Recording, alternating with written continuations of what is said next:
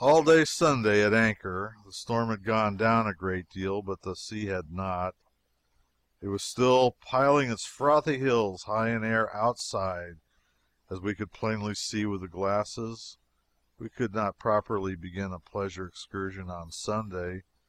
We could not offer untried stomachs to so pitiless a sea as that. We must lie still till Monday, and we did. But we had repetitions of church and prayer meetings, and so, of course, we were just as eligibly situated as we could have been anywhere. I was up early that Sabbath morning, and was early to breakfast. I felt a perfectly natural desire to have a good, long, unprejudiced look at the passengers at the time when they should be free from self consciousness, which is at breakfast, when such a moment occurs in the lives of human beings at all. I was greatly surprised to see so many elderly people. I might almost say so many venerable people. A glance at the long lines of heads was apt to make one think it was all gray, but it was not.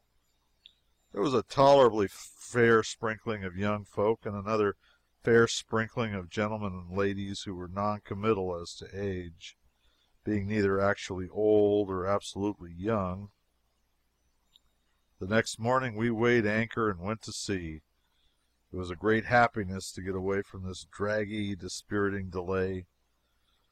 I thought there never was such gladness in the air before, such brightness in the sun, such beauty in the sea.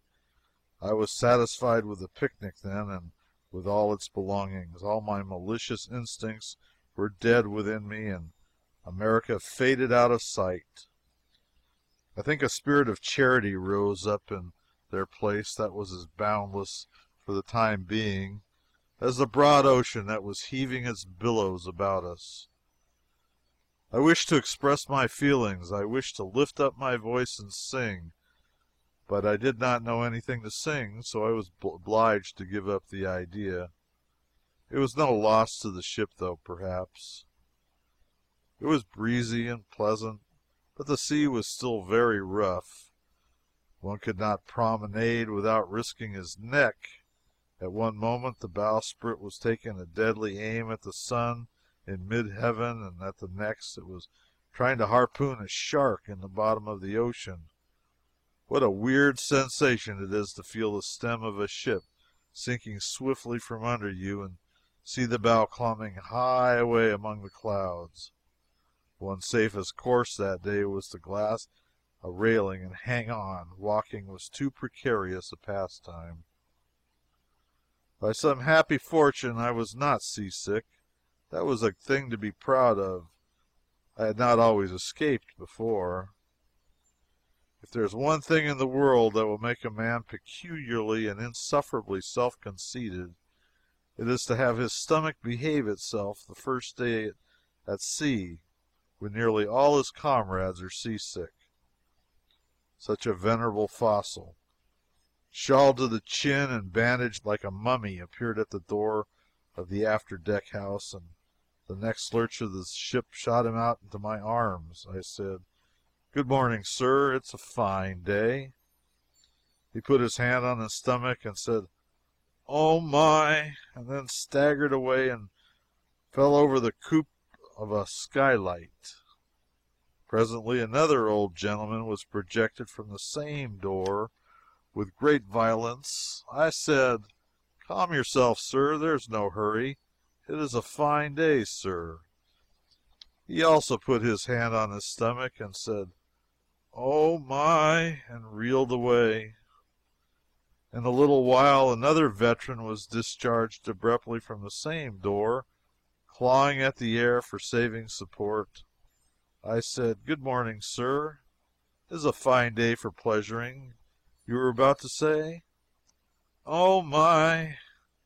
I thought so. I anticipated him, anyhow. I stayed there and was bombarded with old gentlemen for an hour, perhaps, and all I got out of any of them was, "Oh, my." I went away then in a thoughtful mood. I said, "This is a good pleasure excursion. I like it. The passengers are not garrulous, but still they are sociable. I like those old people, but somehow they all seem to have the oh my rather bad. I knew what was the matter with them. They were seasick, and I was glad of it. We all like to see people seasick when we are not ourselves. Playing whist by the cabin lamps when it is storming outside is pleasant. Walking the quarter deck in the moonlight is pleasant. Smoking in the breezy foretop is pleasant when one is not afraid to go up there. But these are all feeble and commonplace compared with the joy of seeing people suffering the miseries of seasickness.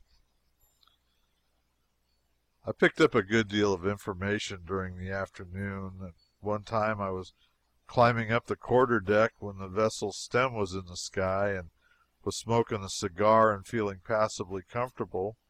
Somebody ejaculated, "Come now, that won't answer. Read the sign up there. No smoking abaft the wheel." It was Captain Duncan, chief of the expedition. I went forward, of course. I saw a long spyglass lying on a desk in one of the upper deck staterooms back of the pilot house, and I reached after it. There was a ship in the distance. Hands off. Come out of that. I came out of that. I said to the deck sweep, but in a low voice, "Who's that overgrown pirate with the whiskers and the discordant voice?" "It's Captain Bursley, executive officer, sailing master." I loitered about a while, and then, for want of something better to do, fell to carving a railing with my knife. Somebody said in an insinuating, admonitory voice, "Now say, my friend, don't you know any better than to be whittling the ship all to pieces that way? You ought to know better than that." I went back and found the deck sweep. "Who is that smooth-faced, animated outrage yonder in the fine clothes?" "That's Captain L., the owner of the ship. He's one of the main bosses." In the course of time I brought up the starboard side of the pilot house and found a sextant lying on a bench. "Now," I said, "they take the sun through this thing. I should think I might see that vessel through it. I'd hardly got it to my eye when somebody touched me on the shoulder and said deprecatingly, 'I'll have to get you to give that to me, sir. If there's anything you'd like to know about taking the sun, I'd as soon tell you as not, but I don't like to trust anybody with that instrument. If you want any figuring done, aye, aye, sir.'" He was gone to answer a call from the other side. I sought the deck sweep. "Who is that spider-legged gorilla yonder with a sanctimonious countenance?" "It's Captain Jones, sir, the chief mate." "Well, this goes clear ahead of anything I've ever heard of before.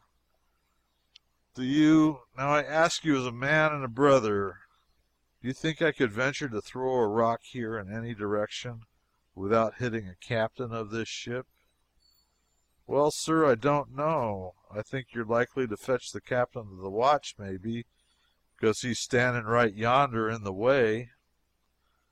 I went below, meditating and a little downhearted. I thought, if 5 cooks can spoil a broth, what may not 5 captains do to a pleasure excursion?